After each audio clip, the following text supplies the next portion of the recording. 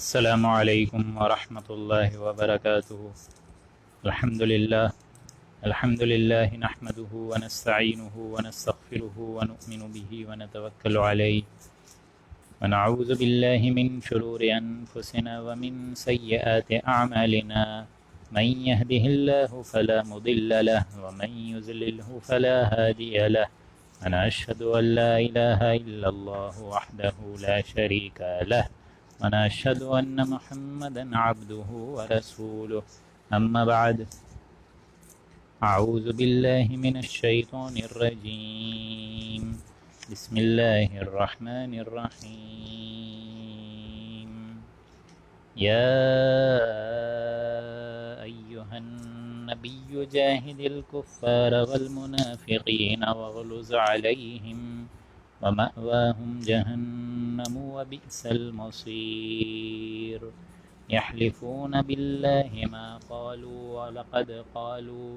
ولقد قالوا كلمة الكفر وكفروا بعد إسلامهم وهموا بما لم ينالوا وما نقموا إلا أن أغناهم الله ورسوله من فضله فإن يتوبوا يك خيرا لهم وإن يتولوا يعذبهم الله عذابا أليما في الدنيا والآخرة وإن يتولوا يعذبهم الله عذابا أليما في الدنيا والآخرة وما لهم في الأرض من ولي ولا نصير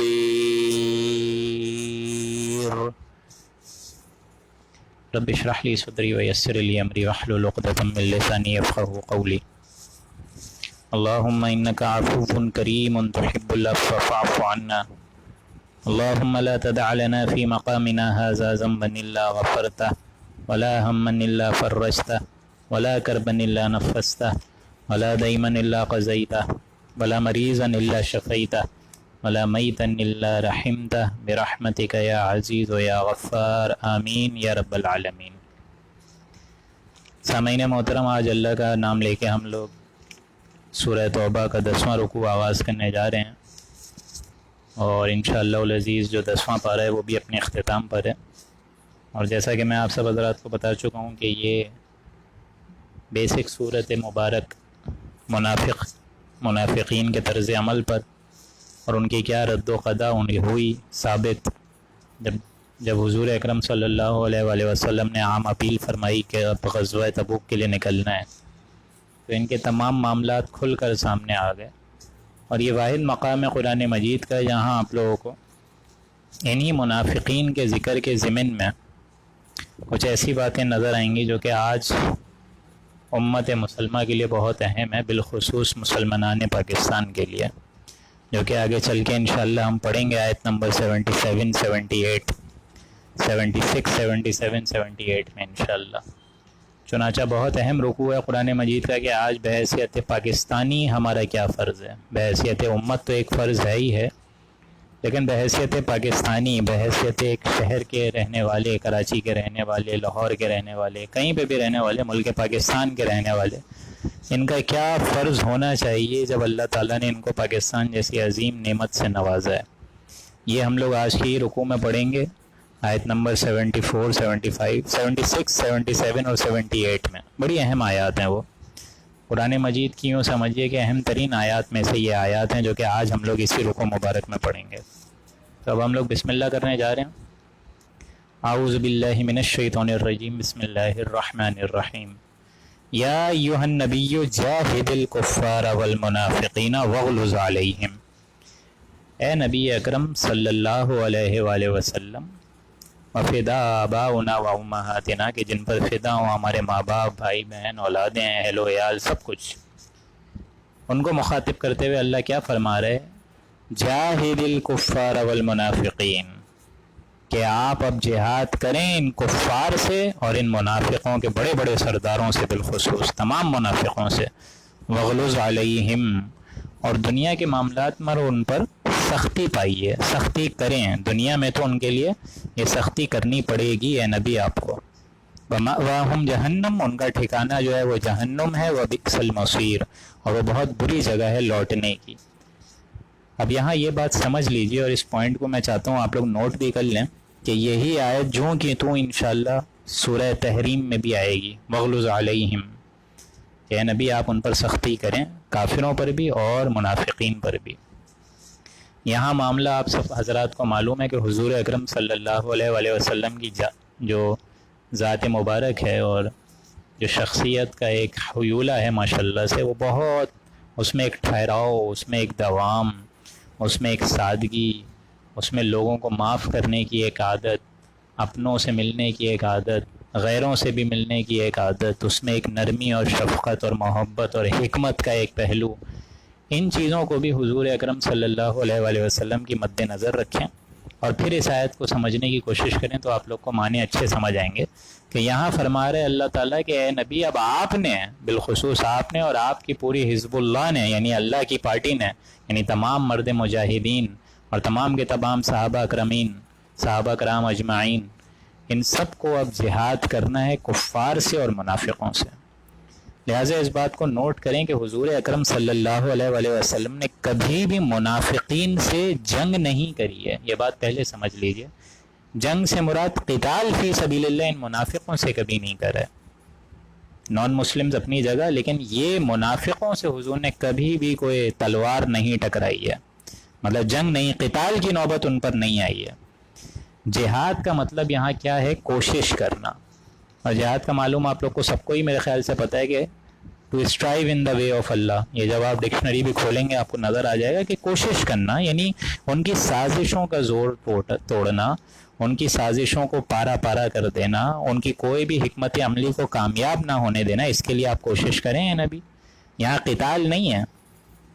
ہمارے یہاں جو کانسیپٹ ہے کہ جہاد کا مطلب یہ ہے کہ بس بم لگاؤ، پھٹ جاؤ، تلوار اٹھا لو، یہ نہیں ہے۔ یہاں قتال سے کمتر ایک درجہ ہے کہ ان سے آپ کوشش کریں، ان کی سازشوں کو توڑنے کی کوشش کریں۔ اس لیے یہی وجہ ہے کہ غزوہ تبوک سے واپسی پر حضور اکرم صلی اللہ علیہ وآلہ وسلم نے کیا فرمایا تھا؟ بڑی خوبصورت بات کہ اے مسلمانوں اب ہم چھوٹے جہاد سے نکل کر بڑے جہاد کی طرف جا رہے ہیں، جہاد اصغر سے نکل کے جہاد اکبر کی طرف جا رہے ہیں، بڑے جہاد کی طرف جا رہے ہیں۔ کیا مطلب ہے اس کی؟ کچھ علماء نے توجیہ بھی نکالی ہے کہ جو بڑے جہاد کا مطلب ہے وہ جہاد بن نفس ہے، کہ ہمارا سب سے بڑا جو جہاد ہم لوگ کرتے ہیں اپنی نفسوں کے خلاف ہی کرتے ہیں۔ یہ تو بے شک سب سے بڑا جہاد ہمارے نفسوں کے خلاف ہی ہے، کیونکہ حضور نے بھی فرمایا کہ اس کے تقاضوں کے خلاف جہاد کرو اور اس کو اللہ کا مطیع اور فرما بردار بناؤ اسی دنیا میں۔ لیکن یہاں بالخصوص کچھ علماء نے اس کی بھی توجیہ کری ہے کہ یہ حضور اکرم صلی اللہ علیہ وآلہ وسلم نے بات فرمائی ہے تبوک سے واپسی پر، اور اس آیت مبارک کی روشنی میں کن کے خلاف کہی ہے کہ وہ مدینہ کے جو آستین کے سانپ ہیں یعنی منافق، ان کے متعلق اب اے مسلمانوں تم نے جہاد کرنا ہے، کیونکہ حضور کا اندیشہ تھا کہ ان کے متعلق اگر ہم لوگ کچھ اقدام نہیں کریں گے تو ان کے تو بڑے بڑے قبیلوں سے ایک رشتے ہیں، تعلقات ہیں، اوس اور خزرج سے قبیلے ہیں، تو یہ تو مہلک ثابت ہوں گے مسلمانوں کے لیے۔ یہی وجہ ہے کہ واپس آ کر حضور اکرم صلی اللہ علیہ وآلہ وسلم نے مسجد زرار کا خاتمہ کرا ہے، اس کو گرایا ہے۔ عام انسان، عام مسلمان مشتعل ہو گئے تھے کہ یہ کیا کر رہے ہیں، مسجد کو کیوں گرا رہے ہیں، لیکن وہ کرنا ضروری تھا کیونکہ وہ توحید کے بجائے منافقوں کی پلاننگز کا اور ایک شرک کا اڈا بنا ہوا تھا۔ لیکن یہ کیا ہے حضور نے سفر تبوک سے واپسی پر، اور اس آیت کے بالخصوص نزول کے بعد۔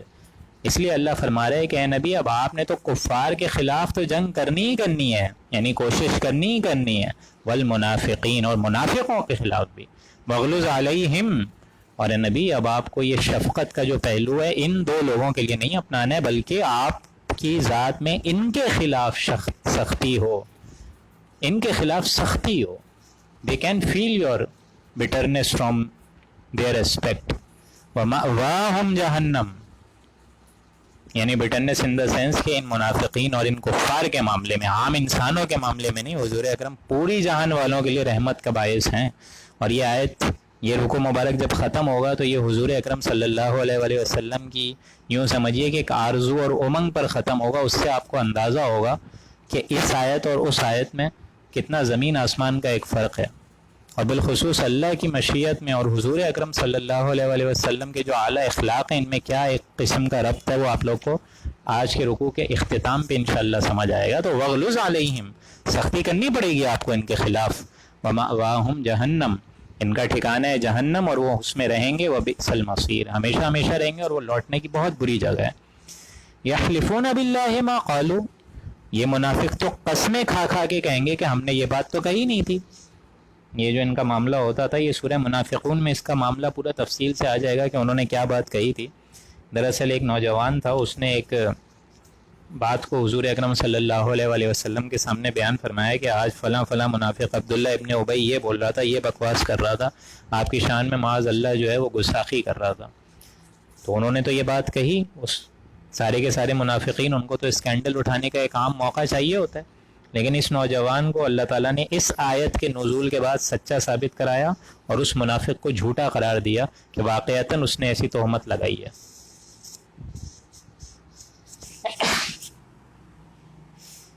اس لیے کیا فرمایا، یحلفون باللہ ما قالوا، وہ لوگ قسمیں کھا کھا کے کہتے ہیں کہ ہم نے تو اے نبی وہ بات کری نہیں۔ معلوم ہوتا ہے کہ اس نوجوان نے شاید غلط سنجیدگی سے پتہ نہیں کیا بات سن لیا، ہم تو ایسے ہی کھیل کود کی بات کر رہے تھے، ہم نے تو ایسی کوئی بات نہیں کری۔ لیکن اللہ کیا فرما رہا ہے، وَلَقَدْ قَالُوا كَلِمَةَ الْكُفْرِ، حالانکہ یقیناً انہوں نے کفر کی بات کہی ہے، کہی تھی، بلکہ انہوں نے کہی تھی۔ شان خداوندی اور شان رسالت کے وہ اتنا پرواہ کرتے ہی نہیں تھے سارے کے سارے منافق، تو انہوں نے ایسی گستاخی کری تھی۔ اللہ بتا رہے کہ اے نبی انہوں نے یہ بات کہی تھی، اور یہ بات آ جائے گی سورہ منافقون میں کہ وہ کیا بات تھی، کیا معاملہ تھا۔ لیکن یہ منافق اور اہل ایمان کے بیچ میں یہ رد و قضا رہتی تھی جس پر بارگاہ رسالت میں فیصلہ ہوا کرتے تھے۔ تو وہاں جب یہ معاملہ گیا تو وہ منافق جھوٹا ثابت ہوا اور یہ نوجوان سچا اس آیت کی روشنی میں ثابت ہو گیا۔ وَكَفَرُوا بَعْدَ إِسْلَامِهِمْ، اور انہوں نے کفر کیا، ان منافقوں نے کفر کیا بعد اسلامہم، اسلام کے آ جانے کے بعد۔ اسلام جزیرہ نمایاں عرب میں اب پھیل رہا ہے، اب بھی یہ لوگ کفر کے راستے کو نہیں چھوڑ رہے ہیں، تو معلوم ہوتا ہے انہی کی حماقت ہے۔ وَهَمُّوا بِمَا لَمْ يَنَالُوا، اور انہوں نے ایسی بات کا ارادہ کیا تھا جو ان کے ہاتھ نہ لگی۔ کیسی بات کا ارادہ کیا تھا؟ اس کے پیچھے ایک واقعہ ہے۔ جب آپ تبوک سے واپسی کا سفر اختیار کر کے آ رہے تھے تو کچھ صحابی بھی آپ کے ساتھ تھے، دو صحابی تھے جن کے نام ہے حضرت حذیفہ اور حضرت عمار، حضرت عمار ابن یاسر، یہ دو تھے، حضرت حذیفہ اور حضرت عمار ابن یاسر۔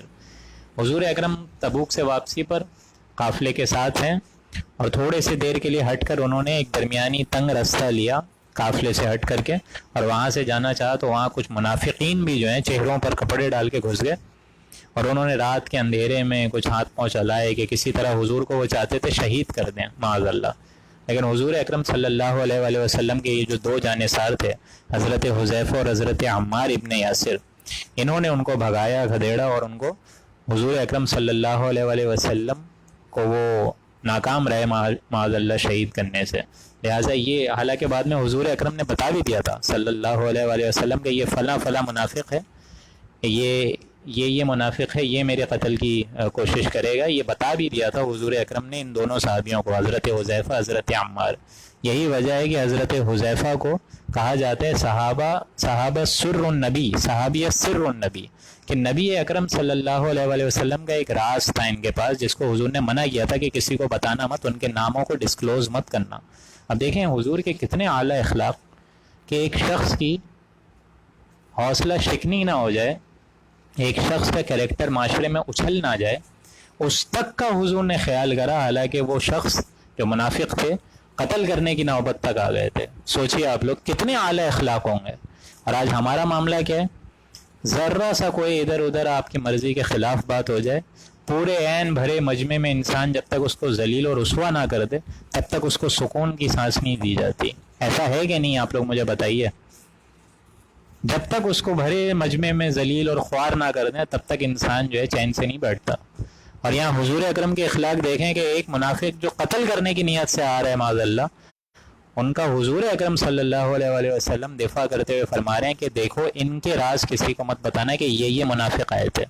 حالانکہ وہ بعد میں جو راز ہے وہ تو تفسیر کے ذریعے سے پتہ چل گیا کہ کس منافق نے یہ حرکت کری تھی، لیکن حضور کے اخلاق اپنی جگہ، نو ڈاؤٹ۔ کوئی انسان، کوئی اعلیٰ سے اعلیٰ انسان کبھی ان کی دھول تک بھی نہیں پہنچ سکتا، ناممکن۔ تو یحلفون باللہ ما قالوا، لوگ قسمیں کھا کھا کے کہیں گے کہ ہم نے یہ بات نہیں کری، حالانکہ انہوں نے یہ بات کہی تھی، اور انہوں نے اسلام لانے کے بعد کفر کیا۔ وَهَمُّوا بِمَا لَمْ يَنَالُوا، اور اس بات کا ارادہ کیا جو ان کے ہاتھ ہی نہیں لگی، یعنی معاذ اللہ نبی اکرم صلی اللہ علیہ وآلہ وسلم کو شہید کرنے کی نوبت تک وہ لوگ پہنچ گئے تو وہ ان کے ہاتھ نہیں لگی. اللہ تعالیٰ نے ان 2 صحابیوں کے ذریعے سے اپنے نبی اکرم کو محفوظ رکھا صلاۃ والسلام. وما نقموا الا ان اغناهم الله ورسوله من فضله. اور یہ تو انہوں نے صرف اس بات کا بدلہ لیا ہے کہ اللہ نے اس کو اور اللہ نے اس کے رسول اکرم صلی اللہ علیہ وآلہ وسلم کو رزق خداوندی سے مالدار کر دیا.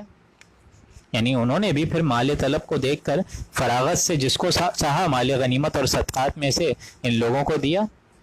یہ بات تو آپ کو وہی سے معلوم ہو گئی تھی کہ آپ اپنی منزل پر پہنچ کر ان لوگوں کو بلا کر پوچھا بھی کہ تم نے ایسا ایسا مشورہ کیا تھا, ایسا ایسا ارادہ کیا تھا. وہ جو منافقین تھے تو وہ سب قسمیں کھا کے کہنے لگے نہیں نہیں ایسا تو کوئی مشورہ نہیں ہوا, ایسی تو کوئی بات نہیں ہوئی.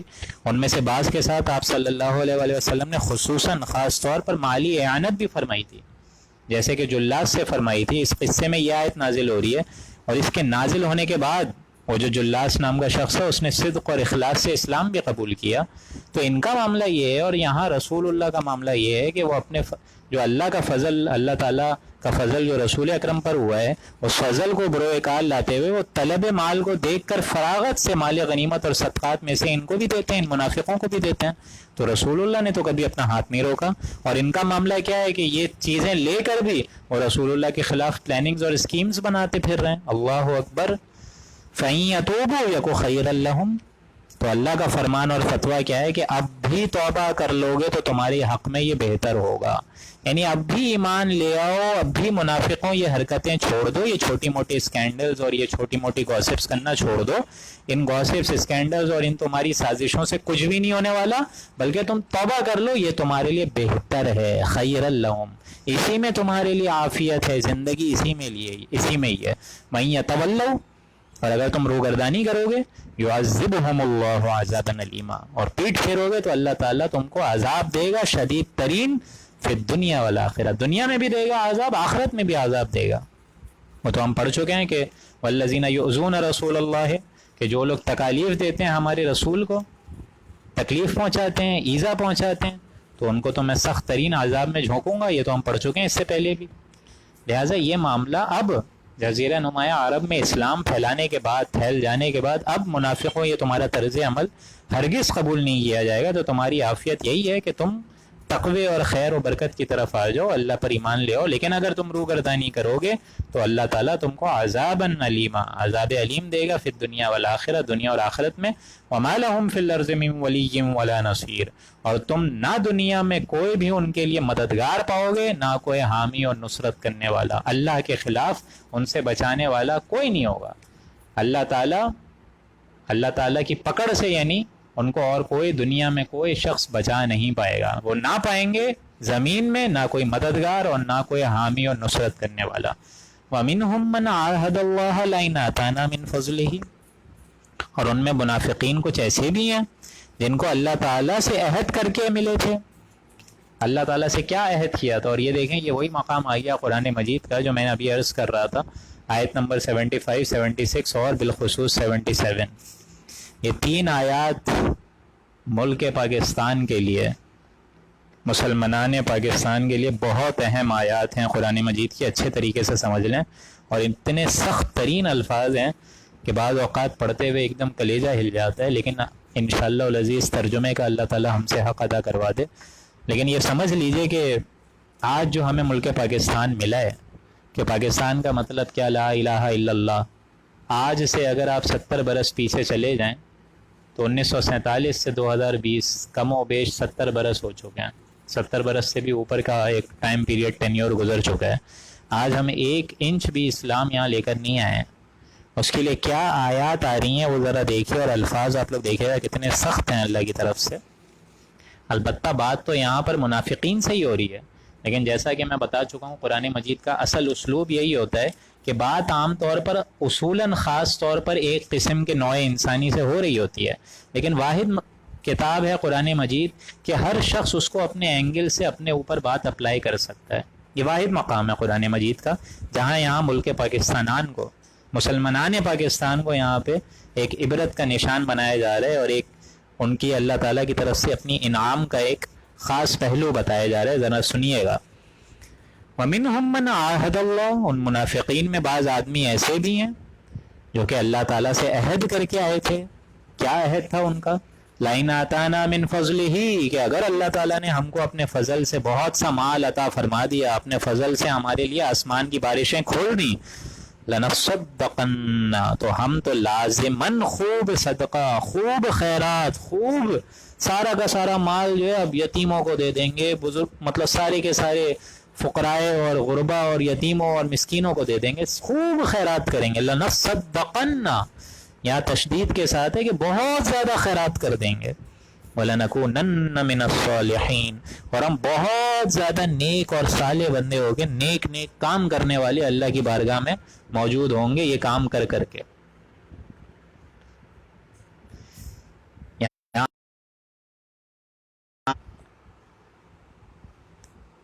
تو یہ جو آیت ہے، اس آیت کو یہاں ذرا نیٹ کے کنیکشن تھوڑے وہ ہو گئے تھے، تو میں چاہ رہا ہوں پھر سے اس آیت کو بتا دوں کیونکہ کچھ لوگوں تک آواز نہیں گئی ہوگی. پہلے اس ایک آیت کو سمجھیے گا، آیت نمبر 75، کہ وَمِنْهُمْ مَنْ عَاهَدَ اللَّهُ، ان منافقین میں بعض آدمی ایسے بھی ہیں جو کہ اللہ تعالیٰ سے عہد اور وعدہ اور قول و قرار کر کے آئے تھے، پختہ بات کر کے آئے تھے کہ اللہ تعالیٰ اگر تو نے ہمیں آتانا من فضلہ، اگر اپنے فضل سے ہم کو نواز دیا. اور یہی معاملہ آج ملک پاکستان کا ہے. ہندوستان کے زیر اثر یہ قوم آج سے 70 برس پہلے یہی کلمہ بول رہی تھی نا کہ اللہ تعالیٰ تو اپنا فضل کر دے، ہمیں اپنی الگ سے ایک جگہ دے دے جہاں ہم سر چھپا سکیں، سکون اور چین اور عشرت سے سانس لے سکیں. یہی بولا تھا نا ہم نے بھی.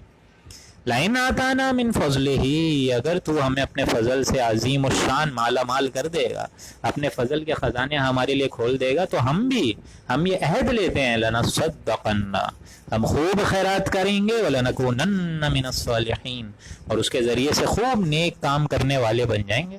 یعنی پاکستان کا مطلب کیا؟ لا الہ الا اللہ، ہم اس ملک پاکستان میں اللہ تیرا دین لے کر آئیں گے. یہی بولا تھا قائد اعظم نے، علامہ اقبال نے یہی بولی تھی بات، لیاقت علی خان نے، سر سید احمد خان نے، سب نے یہی بات بولی تھی. ہم ملک پاکستان لے کے یہی عزم کر کے آئے تھے. لیکن آگے دیکھیں معاملہ کیا ہے. فَلَمَّا آتَاهُم مِّن فَضْلِهِ، سو جب اللہ تعالیٰ نے ان کو اپنے فضل سے بہت زیادہ مال دے دیا، بہت عظیم الشان فضل دے دیا. ایگریکلچر ہے، اسی طریقے سے نیچر کے کتنے مسٹیریس فینومناز ہیں، اسی طریقے سے آب و ہوا اتنی اچھی دے دی، سر چھپانے کے لیے ایک جگہ دے دی، فضل دیا نا اللہ نے. فَلَمَّا آتَاهُم مِّن فَضْلِهِ، جب اللہ نے ان کو اپنے فضل سے بہت سا مال دے دیا، انہوں نے کیا کیا؟ بخلوا بِهِ، اس سے بخل کرنے لگے اور ان کی نعمتوں کا حق ادا نہیں کیا، اس میں کنجوسی کرنے لگے. بخلوا بِهِ، بخل ان کے اندر آ گیا. وَتَوَلَّوْا، انہوں نے روگردانی کری، پیٹھ پھیر دی، اللہ کے احکامات اور شریعت اور دین کے نظام سے پیٹھ پھیر لی، الگ ہو گئے اس راستے سے. وَهُمْ مُعْرِضُونَ، اور اس سے روگردانی کرنے لگے. ان کو کبھی سیریس سمجھا ہی نہیں، اللہ کے احسانات اور فضل اور انعامات کو کبھی سیریس لیا ہی نہیں. اب دیکھیں یہ کیا اللہ تعالیٰ کی طرف سے ایک پکڑ ہے، ذرا سنیے گا. فَعَاقَبَهُمْ نِفَاقًا فِي قُلُوبِهِمْ إِلَى يَوْمِ يَلْقَوْنَهُ، تو یہ روگردانی جو انہوں نے کری ہے اس کی سزا کی طور پر، فَعَاقَبَهُمْ عقوبت، سزا کی طور پر، پنشمنٹ کی طور پر، نِفَاقًا فِي قُلُوبِهِمْ، اللہ تعالیٰ ان کے دلوں میں نفاق ڈال دے گا. اللہ تعالیٰ ان کے دلوں میں نفاق ڈال دے گا. یہی معاملہ آج ہوا ہے ملک پاکستان کا. اللہ تعالیٰ نے آج دلوں کے اندر نفاق ڈال دیا ہے، نفاق. فَعَاقَبَهُمْ، بطور سزا کے طور پہ. یہ نفاق ہے جو پاکستان کے مسلمانوں کا اصل روگ بن گیا ہے، روگ. اور یہ عقوبت ہے، سزا کے طور پہ اللہ نے ڈالا ہے.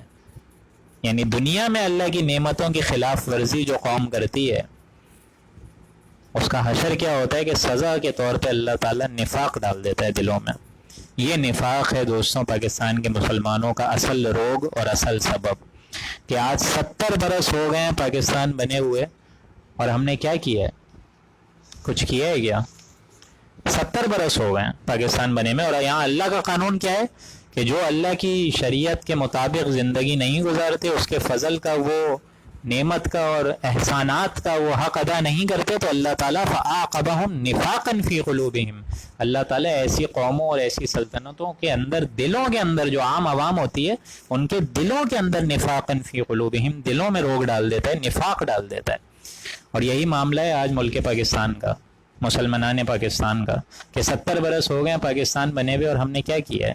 اسلام تو کہیں پہ بھی نہیں ہے، 1 انچ بھی نہیں ہے، ایک جگہ ایسی نہیں ہے کہ جہاں ہم لوگ فخر سے بول سکیں کہ come and see with your own eyes this is Islam, this is the politico socio economic status of Islam, this is the real values of Islam, this is the ideology of Islam, this is the judiciary of Islam, this is the parliament of Islam. کہیں نہیں، کچھ بھی نہیں، 1 inch نہیں ہے. اور یہاں معاملہ ہمارا دیکھیے کہ ہم کچھ بھی کر لیں تیرے محبوب کی امت میں سے ہیں. یہ بے وفائی ہے دوستوں، یہ بے وفائی ہے، یہ بد اہلی ہے، یہ بد دیانتی ہے، یہ نفاق ہے. نفاق، یہ نفاق کے 3 درجے ہیں جو اللہ نے ہم پر مسلط آج کی تاریخ میں کر دی ہیں. بہت اہم آیات ہے، یہ بہت اہم آیت قرآن مجید کی. یہ 3 درجے اللہ نے ہم پہ ڈال دیے ہیں، اور وہ 3 درجے کیا ہیں نفاق کے، وہ سن لیجئے. ایک ہے نفاق باہمی، وہی ایک قوم جو پاکستان تھی آج قوم کے بجائے قومیت بن گئی ہے. عصبیت، لسانیت، فرقے واریت، یہ ساری چیزیں. ایک ہی قوم تھی ملک پاکستان، کہ پاکستان کا مطلب کیا؟ لا الہ الا اللہ. اور وہی قوم آج کافی قومیت میں ڈیوائیڈڈ ہو چکی ہے، ڈسٹریبیوٹ ہو چکی ہے، عصبیتوں کی بنیاد پہ، لسانیت کی بنیاد پہ، الگ الگ فرقے واریت کی بنیاد پہ الگ الگ ہو گئے ہم لوگ. یہ نفاق اللہ نے ڈالا ہوا ہے. دوسری چیز کردار کی کمزوری، یہ بھی ہمارے اندر ہے. منافق کی 3 نشانیاں، جس طرح حضور نے فرمایا کہ چاہے جتنا بڑا نمازی ہو، جتنا بڑا زکوٰۃ دینے والا ہو، صدقات خیرات دینے والا ہو، لیکن 3 نشانیاں کیا ہیں منافق کی؟ کہ جب بولے جھوٹ بولے، جب وعدہ کرے وعدہ خلافی کرے، اور جہاں امانت کا حقدار بنایا جائے امانت میں خیانت کرے. اب دیکھ لیجئے آپ لوگ پاکستان میں کیا معاملہ ہو رہا ہے، کہاں پاکستان کے مسلمان آج کھڑے ہوئے ہیں. اللہ ماشاء اللہ ایکسیپشنز پروو دا رول، سارے ایسے نہیں ہوتے، لیکن کثیر تعداد تو ہے نا ایسی. جو جتنا بڑا ہے اتنا ہی جھوٹا ہے، جو جتنا بڑا ہے اتنا ہی قائم ہے، اور جو جتنا بڑا ہے اتنا ہی وعدہ خلاف ہے. تو منافق ہیں کہ نہیں ہیں؟ اور تیسری جو بہت اہم ہے، جس کو میں بہت اہم لیبل کرتا ہوں، وہ ہے دستور، کانسٹیٹیوشن. یہ ہے منافق کا پلندہ کہ ایک ہاتھ سے اسلام داخل کرتے ہیں اور دوسرے ہاتھ سے نکال دیتے ہیں. ایک ہاتھ سے اسلام داخل ہو رہا ہے، دوسرے ہاتھ سے کانسٹیٹیوشن میں اسلام کا بیڑا غرق کیا جا رہا ہے. بڑا بڑا متقیانہ انداز میں 1973 کے لیجسلیشن کے مطابق لکھ دیا ہے کہ no legislation can be done in repugnant to the Quran and sunnah. واہ واہ واہ، کیا بات لکھی ہے بھائی، اتنی بڑی بات، اتنی متقیانہ بات کہ قرآن مجید اور شریعت کے مطابق ہی فیصلے ہوں گے، اس کے مطابق جو فیصلے ہوں گے وہ زمین سے ہٹا دیے جائیں گے. واہ واہ واہ، کیا بات ہے. ایک دفعہ تو یہ لکھا ہوا ہے، ایک جگہ یہ لکھا ہوا ہے، اور وہاں اس کے نیچے دیکھیں کیا کیا چل رہا ہے. اسی کے نیچے حرام خوریاں چل رہی ہیں، سود خوریاں چل رہی ہیں، زنا کے اڈے چلائے ہوئے ہیں. اتنی بڑی بات لکھی ہے جیسے سورہ حجرات کی پہلی آیت کا ترجمہ لکھ دیا ہو، اور اس کے نیچے کیا کیا حرام خوریاں چل رہی ہیں وہ سارے انسانوں کے علم میں. ٹھیک ہے وہ آیت لکھی رہے گی no legislation can be done, لیکن اس کے نیچے عمل دیکھیں. ہمارا عمل نام کی کوئی شے ہی نہیں ہے. ایک آئیڈیالوجی کونسل ہم نے بنا دی ہے، وہ اس کے متعلق سفارش کرتی ہے، ایک جعلی رپورٹ بنا کے پیش کر دیتی ہے، لوگ اس پہ خوش رہتے ہیں. اس کے خلاف کوئی سیکشنز نہیں، کوئی نفاذ کی پابندی نہیں، کوئی ذمہ داری نہیں، کوئی اس پر سزائیں نہیں، کچھ بھی نہیں.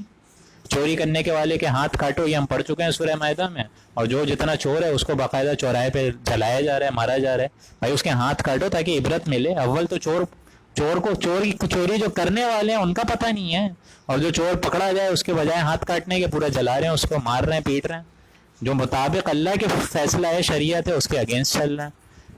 زانی کو کوڑے مارو، بالخصوص جو شادی شدہ ہیں، یہ سورہ نور میں یہ سزا آ جائے گی. وہ بھی حال نہیں ہے. ہمیں تو پتہ ہی نہیں ہے کون زنا کرتا پھر رہا ہے. نیٹ پر ایک طوفان مچا ہوا ہے. یہ ساری چیزیں ہیں. اسی طریقے سے فیڈرل شریعت بورڈ، کانسٹیٹیوشن کا دوسرا پیرایا، فیڈرل شریعت بورڈ کیا بڑی بات لکھی ہے کہ چوٹی کے علماء ہیں، چوٹی کے علماء، بڑے بڑے علماء، عالم دین، مسند نشین، بڑی بڑی تنخواہیں لے رہے ہیں، ہو کچھ نہیں رہا ہے.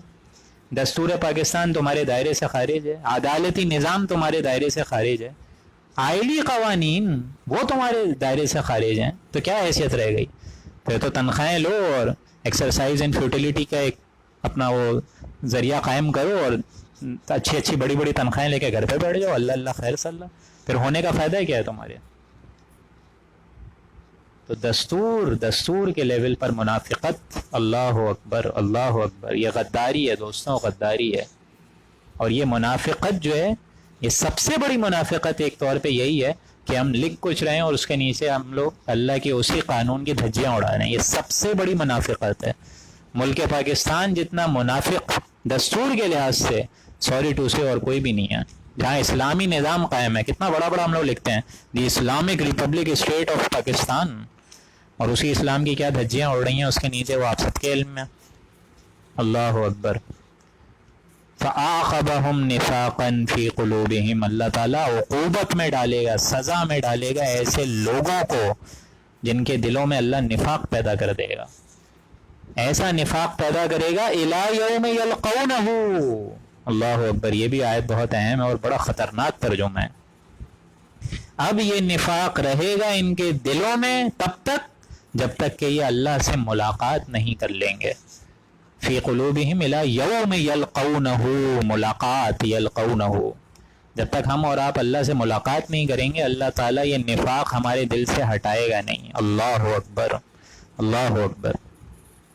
یعنی یہ مرتے دم تک رہے گی, یہ کانٹا ان کے دلوں سے نکلے گا نہیں, یعنی ان کی جانیں نکلیں گی نفاق کی کیفیت میں. اللہ اکبر. تو اب کیا کریں ہم لوگ اس چیز کا, بتائیے آپ لوگ, کوئی حل ہے اس کا؟ جب اللہ تعالیٰ کا کلام یہاں بول رہا ہے کہ جو میری آیات کا حق ادا نہیں کرتے, جو ملک پاکستان تو خیر ایک اپنی توجہ نکلی ہے اس آیت سے, لیکن یہاں یہ دیکھیں بات منافقین سے ہی ہو رہی ہے, اس میں کوئی بات غلط نہیں ہے, لیکن منافقین کی ساری شرائط پر آج ملک پاکستان کھڑا ہوا ہے. اسی نفاق کے پورے پیرائے میں آج ملک پاکستان کھڑا ہوا ہے. اور ایسی قوموں کا اللہ تعالیٰ حشر کیا کرتا ہے کہ ان کے دلوں میں نفاق تو ڈالتا ہی ڈالتا ہے, لیکن الی یوم یلقونہ, یہ نفاق تب تک نہیں ہٹے گا اس دن تک کہ جس دن تک یہ مجھ سے ہم کلام نہیں ہوں گے دوبارہ. جب تک یہ اللہ سے ملاقات نہیں کریں گے تب تک یہ نفاق رہے گا. اللہ اکبر. بما اخلف اللہ ما وعدوا, بسبب اس اختلاف کے, بسبب اس پیٹ پھیرنے کے, بسبب اس وعدہ خلافی کے, بسبب اس بد اہلی کے, بسبب اس غداری کے جو انہوں نے اللہ سے کری, ما وعدوا, بسبب ان کے اس گناہ کے جو کہ اللہ تعالیٰ نے سے انہوں نے اپنے وعدے میں خلاف کیا. وَبِمَا كَانُوا يَكْذِبُونَ, اور بسبب وہ کہ یہ جھوٹے تھے اپنے قول و قرار میں. ہم نے ان کو مستحکم نہیں پایا, ہم نے ان کو جو ہے ہیلدی ایٹیٹیوڈ کے ساتھ نہیں پایا. انہوں نے تو بہت بڑی ایک ملک پاکستان جیسی ایک ہم نے نعمت دی, وہ نعمت دی جو ہم نے بڑی بڑی امتوں کو نہیں دی, اور انہوں نے پاکستان کا کیا حشر کیا ہے. وَبِمَا كَانُوا يَكْذِبُونَ, جھوٹ بولتے رہے وہ. تو ایسی قوموں کا پھر یہی حشر ہوتا ہے. اللہ تعالیٰ پھر ایسے سیاستدان بٹھا دیتا ہے جو ہم سب کو ظلم کی چکی میں پیستے رہتے ہیں, اور یہی معاملہ ہو رہا ہے آج. تو معاملہ تو یہاں ہمارے اندر کی خرابی ہے نا. بیماری جو آئی ہے وہ جسم کے اندر سے آئی ہے, کہیں باہر امریکہ یا کسی یہود نے نہیں ڈالی ہے. یہ ہمارے اندر کا مسئلہ ہے. ہمیں چینج ہونا ہوگا سب سے پہلے, ہمیں خود. اور جہاں ہم چینج ہونا شروع ہو گئے تو انشاءاللہ ایک وقت آئے گا پاکستان بھی چینج ہو جائے گا. اور اس میں سب سے اہم کردار کانسٹیٹیوشن کا ہے. کانسٹیٹیوشن کا یہ جو لکھا ہوا ہے بڑے بڑے متقیانہ انداز میں کہ no legislation can be done in repugnant to the Quran and sunnah, اس کو قائم تو کرو یار. فیڈرل شریعت بورڈ کے جو علماء بٹھائے ہوئے ہیں وہ اپنی ذمہ داریوں کو تو ادا کریں. یہ کیا چل رہا ہے؟ یہ غداری ہے, غداری, یہ غداری ہے. اس کو میں غداری بولتا ہوں. الم یعلموا ان اللہ یعلم سرهم ونجواهم, کیا انہوں نے دیکھا نہیں کہ اللہ تعالیٰ کو تو ان کے دلوں کے راز تک پتہ ہیں. سرهم ونجواهم, ان کی سرگوشی سب معلوم ہے. جو نجوا کرتے ہیں, جو یہ گوسپس کرتے ہیں منافقین, اللہ کو تو خوب معلوم ہے. گوسپس کس کے خلاف کریں گے؟ ہمارے اس نبی کے خلاف کر رہے ہیں. کیا ان کو نہیں معلوم کہ اللہ تعالیٰ دلوں کے حالوں کو بھی جانتا ہے؟ وان اللہ علام الغیوب, اللہ تعالیٰ تو تمام غیب کی باتوں تک کا علم رکھتا ہے جو تم سے مخفی ہے. جن چیزوں کو تم نہیں جانتے, تمہارے تحت شعور تک نہیں جانتے ہیں, جو تمہارا تھرڈ مائنڈ تک نہیں جانتا, اللہ اس سے بھی واقف ہے. جو تمہارے دلوں میں خیالات بیدار ہوتے ہیں, جو تمہاری زبان سے ادا نہیں ہو سکتے, اللہ تو ان کو بھی جانتا ہے. الذین, مطلب وہ چیزیں جو تم خود نہیں جانتے ہو, اللہ تعالیٰ ان کو بھی جانتا ہے. وہ چیزیں جو تمہارا ذہن تک ادراک نہیں کر سکتا, اللہ ان کو بھی جانتا ہے. کتنی بڑی بات ہے جو میں بار بار کہتا ہوں کہ there is nothing more certain than that which cannot be heard, and there is nothing more real than that which cannot be seen. وہ ابدی حقائق جو ہمیں نظر نہیں آتے, ان سے حقیقت پر مبنی اور کوئی شے ہے ہی نہیں. اور وہ چیزیں ہمیں کیا نظر نہیں آتی؟ جنت, دوزخ, عرش، اللہ کے فرشتے یہ کہاں نظر آتے ہیں؟ ان سے زیادہ پختہ عہدوں والے، ان سے زیادہ پختہ اہمیت اور حکمت، ان سے زیادہ پختہ علم اور کسی چیز کا نہیں ہو سکتا۔ الذین یلمزون المتطوعین من المؤمنین، یہ منافقین تو ایسے ہیں کہ جو لوگ ہمارے سالے مسلمان بڑے دل لگی سے جستجو کر کر کے اور آرزویں اور امنگوں کو پوری کر کر کے جو صدقات اور خیرات دیتے ہیں، من المؤمنین، مومنین میں سے، فی الصدقات، صدقہ دیتے ہیں، ان کے بارے میں یہ لوگ کیا بولتے ہیں؟ یہ تانے بازی کرتے ہیں، متطوعین، تانے بازی کرتے ہیں۔ یہ منافقوں کا معاملہ ہوتا ہے۔ جیسے ایک صحابی تھے ابو عقیل انصاری، انہوں نے پوری رات محنت کری، کیونکہ جب عام اپیل ہو گئی تھی کہ اب غزوہ تبوک کے لیے جان حلقان کریں گے سارے کے سارے، چلنا پڑے گا سلطنت روما سے ٹکرانے، اس کے لیے ظاہر بات ہے ڈونیشن کی ضرورت ہے، اب ڈونیشن کے لیے مال وال ان سب کو جمع کرنا پڑے گا۔ ابو عقیل انصاری، ان کے پاس کچھ بھی نہیں تھا، ساری رات انہوں نے باغ کی مزدوری کری، ہل چلایا، پانی جو گھولا، ساری چیزیں، اور پھر صبح کو کچھ کھجور لے کر، آدھی کھجور جو ہے وہ اپنے گھر میں اپنے اہل و عیال کو دی، بیوی بچوں کو دی، اور آدھی لا کر حضور اکرم صلی اللہ علیہ وآلہ وسلم کی خدمت میں پیش کر دی۔ حضور نے کیا کہا کہ یہ کھجوریں جو ہیں وہ پورے کے پورے مال پر بچھا دو، یہ تمام کھجوریں بھاری پڑ جائیں گی ان تمام صدقات اور خیرات پہ جو عام انسانوں نے جمع کری ہیں، مسلمانوں نے۔ لیکن یہاں یہ منافقین کو اسکینڈل اٹھانے کا ایک موقع مل گیا کہ ہاں جی بس یہی کھجور ہیں، ان کھجوروں کے بغیر تو یہ مہم چل ہی نہیں سکتی، واہ واہ واہ کیا بڑا صدقہ کیا ہے۔ کوئی زیادہ صدقہ کرتا تھا تو کہتا تھا بھائی اس کے پاس پیسہ اتنا ہے، اس کے پیسوں پہ نظر ہو جاتی تھی، پھر زیادہ صدقہ کرتا تھا تو کہتا تھا بھائی یہ تو ایک دم کوئی تکبر والا شخص لگ رہا ہے مجھے، کہ اور کوئی زیادہ صدقہ کرتا تھا کہتا تھا کہ یہ مالوں کی جو ہے وہ گھمنڈ میں اپنے، یہ ساری باتیں بھی کرتے تھے منافق۔ اور جو کم صدقے کرتے تھے وہ یہ ایسے ریمارکس ملتے تھے ان کو۔ تو یہ تو بہت بڑا صدقہ تھا، بہت بڑا صدقہ تھا، جو کہ اس کو حضور نے فرمایا کہ بہت بہترین صدقہ ہے اے ابو عقیل انصاری تم لے کر آئے ہو۔ لیکن یہ منافق جو ہیں یہ طوعین من المتطوعین، لوگوں کو تانے بازی کرتے ہیں، ان کا یعنی دل دکھا رہے ہیں اب۔ والذین لا یجدون الا جہدہم فیسخرون منہم، اور خاص طور پہ یہ منافق ان لوگوں کا دل جو ہے وہ شکنی کرتے ہیں اور دل دکھاتے ہیں، ان کو ہرٹ کرتے ہیں، جو کہ بجز محنت مزدوری کے سوا اور کچھ میسر ہی نہیں ہوتا ان کے پاس۔ پوری رات محنت کری انہوں نے، اس کا مذاق اڑا رہے ہیں اب ابو عقیل انصاری صاحبہ کا۔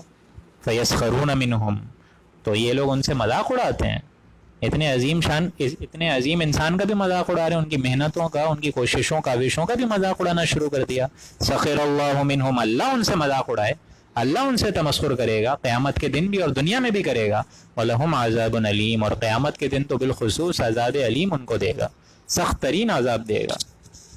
آخری آیت آ گئی ہے، اور یہ آیت جو ہے وہ منافقین کے لحاظ سے، اور یہاں رکوع بھی اب ختم ہو جائے گا انشاءاللہ۔ یہ آیت منافقین کے لیے سب سے کانٹے دار آیت ہے پورے قرآن مجید میں۔ اس سے پہلے تو وہ آ گئی تھی سورہ نساء میں، ان المنافقین فی الدرک الاسفل من النار، کہ یہ جو منافق ہیں یہ آگ کے ایک دم نچلے حصے میں ہوں گے، جہاں آگ کی تپش جو برننگ گاز ہوتا ہے سب سے زیادہ اس کی لوور جو لمٹ ہوتی ہے، لوور سیل ہوتی ہے، وہ سب سے زیادہ بھاری اور سب سے زیادہ حرارت والی ہوتی ہے، تو یہ تو اس میں رہیں گے جہنم کے گڑھے کے سب سے نیچے۔ اور یا تو پھر یہ دوسری آیت ہے جو کہ اب آ رہی ہے، اور یہ منافقین کے لحاظ سے یعنی منافقین کے لیے سخت ترین آیت ہے۔ استغفر لہم او لا تستغفر لہم، تو اے نبی اگر چاہیں تو آپ ان کے لیے استغفار کریں، او لا تستغفر لہم، یا نہ کریں، یعنی آپ چاہیں ان کے لیے استغفار کریں کہ اللہ تعالیٰ تو ان کو بخش دے، ان منافقین کو بخش دے، جیسے بھی ہیں، چلو انسان تو ہیں، اللہ تعالیٰ تیری مخلوق تو ہیں، میرے انڈر انہوں نے نمازیں پڑھی ہیں، یہ سارے کے سارے معاملات کیے ہیں، استغفر لہم او لا تستغفر لہم، اے نبی آپ ان سے چاہے آپ ان کے لیے استغفار کریں چاہے نہ کریں۔ ان تستغفر لہم 70 مرہ، تو اے نبی اگر آپ 70 بار بھی استغفار کریں گے، 70 ٹائمز بھی توبہ استغفار ان کے لیے کریں گے، فلن یغفر اللہ لہم، تب بھی اللہ ان کو نہیں بخشے گا، ہرگز نہیں بخشے گا۔ اور یہاں دیکھیں حضور اکرم صلی اللہ علیہ وآلہ وسلم کی شان، علماء لکھتے ہیں کہ یہاں اللہ تعالیٰ نے 70 دفعہ ان کو روک دیا کہ 70 دفعہ بھی اے نبی اگر آپ کریں گے تو اللہ تعالیٰ ان کو نہیں بخشے گا، تو حضور نے فرمایا کہ میں 70 کے بجائے 71 ٹائمز کروں گا، 71 دفعہ کروں گا، شاید کہ اللہ تعالیٰ ان کو بخش دے۔ یہ ہے مقام، یہ ہے اخلاق، یہ ہے کیفیات، یہ ہے احساسات، یہ ہے جذبات۔ اور آج ہمارا معاملہ کیا ہے؟ ہمارا معاملہ یہ ہے کہ اس نے مجھے پانی کے لیے نہیں پوچھا، قطع تعلقی، بیوی نے آج کھانا نہیں بنایا، قطع تعلقی، میرے بھائی نے مجھے آج یہ بول دیا، بس ختم، اپنے راستے تم اپنے راستے. اللہ اکبر، اللہ اکبر. فلن یغفر اللہ لہم، لیکن اے نبی آپ چاہے 70 مرتبہ بھی کر لیں اللہ ان کو معاف نہیں کرے گا.